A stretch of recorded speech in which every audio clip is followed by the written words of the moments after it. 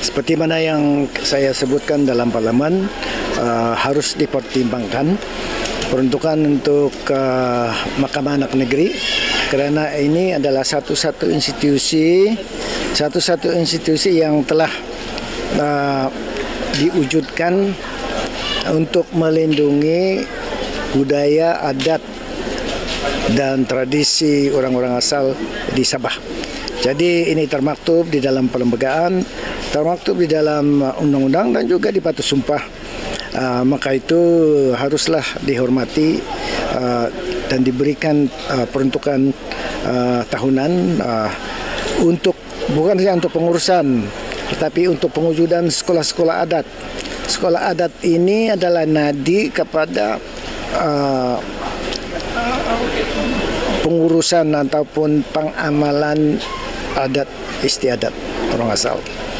Jadi saya harap ini boleh berlaku dan formaliti akan dibuat, dan kita dalam kerajaan negeri juga akan memikirkan macam mana setelah menerima permohonan. Jadi permohonan itu bukan hanya di peringkat pusat, tapi juga harus diantar kepada peringkat negeri. So Datuk, mungkin I believe perkara ini mesti sudah ada perbincangan awal lah kan Datuk.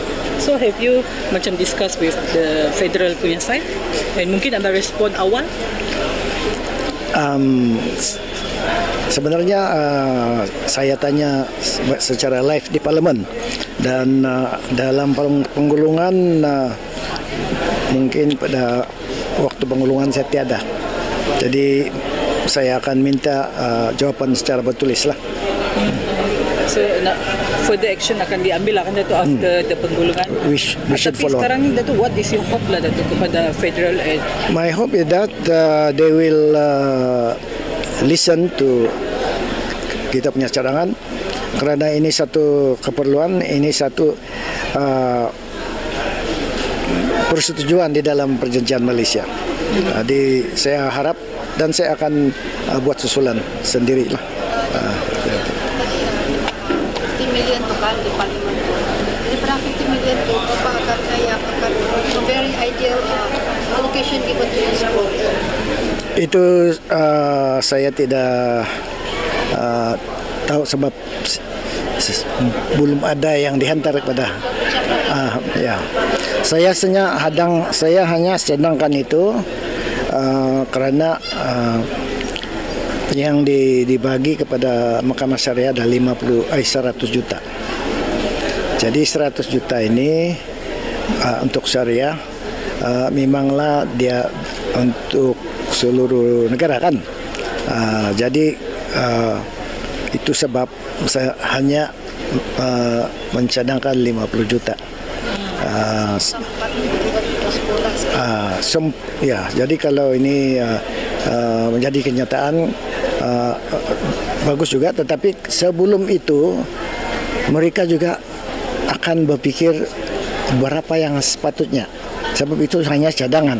Jadi saya perlu mendapat cadangan daripada kita semua di sini. Kalau kita bincang, buat satu kertas kerja yang sepatutnya inilah bajet kami, inilah keperluan kami. Ya. Datuk, about this initiative, mungkin apa yang Datuk boleh komen sikit?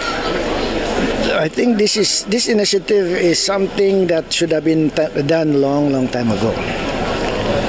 Sebab every day kita mengamalkan adat, kita ada isu-isu pertikaian di antara kita orang-orang asal dan sebagainya. Tetapi ketua kampung, ketua anak negeri bukan macam dulu.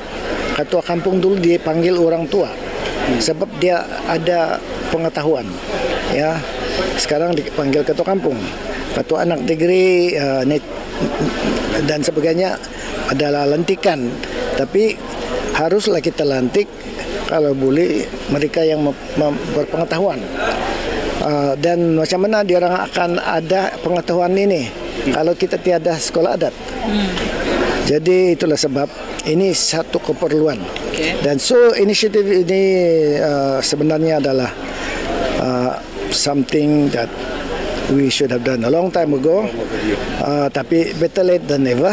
Dan saya alu-alukan, saya memang very supportive of kita punya kewujudan sekolah-sekolah adat ini. So Dato, you are also allowing welcomes those academicians yang mau do the kajian. research. Yeah. We should collaborate with the university, the researchers, sebab kita perlu pengiktirafan qualification ini dan haruslah berasaskan kepada kajian dan sejarah yang patut. Alright. Thank you, Dato. Ya, terima kasih.